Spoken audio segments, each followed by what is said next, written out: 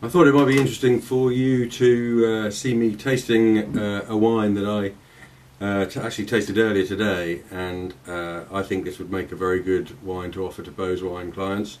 This is a sample of this wine sent from Italy actually to the importers and passed on to me, looking at the 2006 Brunello di Montalcino from a firm called Lizini.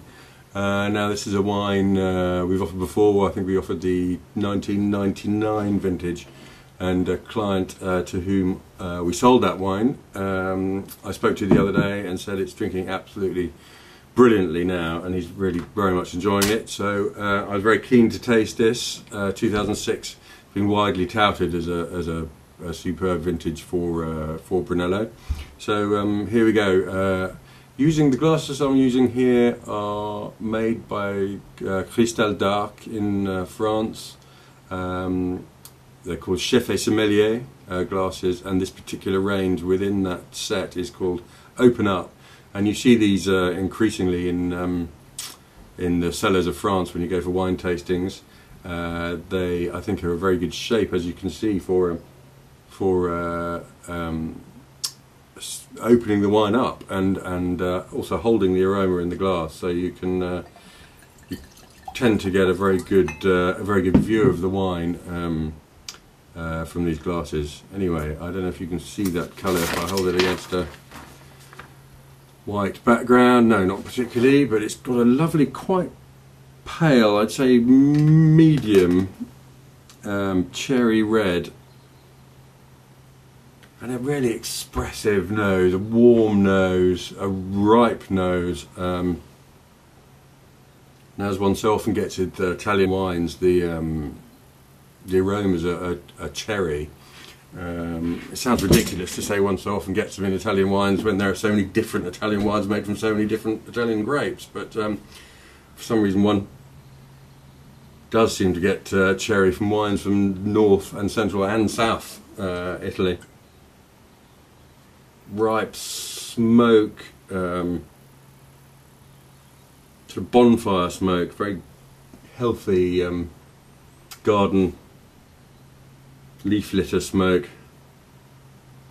Black and red fruit. This has been open for, I tasted this about 3 hours ago, so this has been open for a while. I had a chance to breathe. It's just a lovely complex aroma, and you know, Sangiovese, from which this will be made in its entirety, it is a difficult grape to get ripe. If you pick it underripe, it can be absolutely disgusting, complete paint stripper, and then it becomes ripe, and then it very quickly drops off the far side and becomes, to all intents and purposes, jam, and almost as unappealing because of that as when it's underripe. So it has to be picked at exactly the right moment, and this can be the reward for getting that right. It is a delicious, complex snootful of lovely fruit. There is something very faintly jammy about it, but not in a bad way, not in a sort of flabby way. Just a sort of ripe, very ripe fruit. You can sort of dive into a little bit of blueberry sort of creaminess and meat, a bit of meat.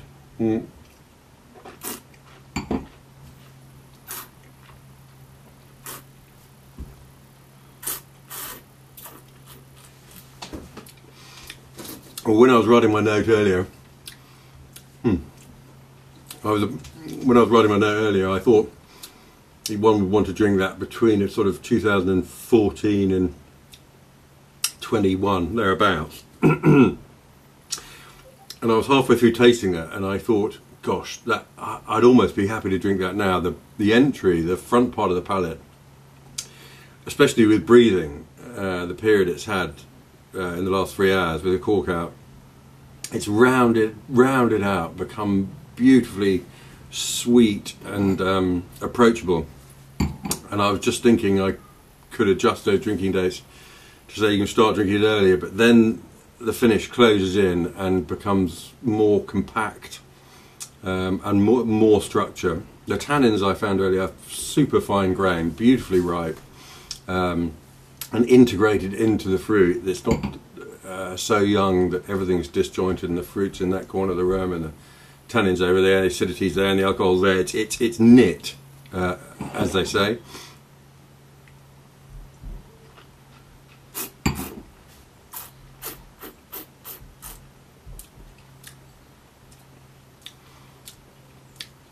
It's fresh.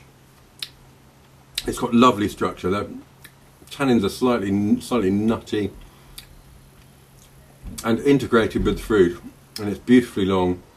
And I think it won't need long. It'll need a couple of 3 years, and then we'll drink fantastically for some time after that. But this, for me, that'll be an absolutely delicious drink. Yeah, I mean, another one in our short series of Italian backfill and diversify.